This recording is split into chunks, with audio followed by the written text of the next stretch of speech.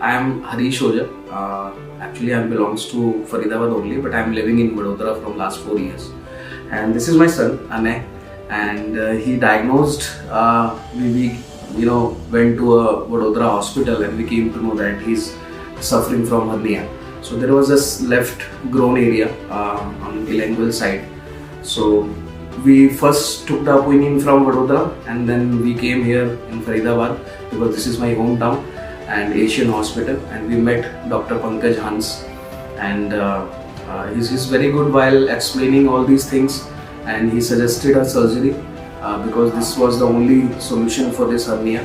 And yes, initially we were worried because he's just a 4 and 7 months old, 4.7.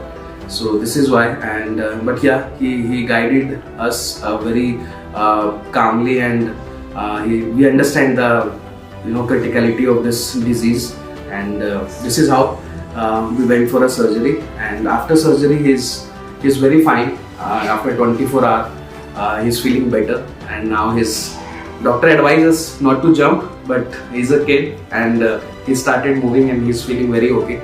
And the behavior of doctor, staff, and the facility of Asian is very good. And yes, we are happy.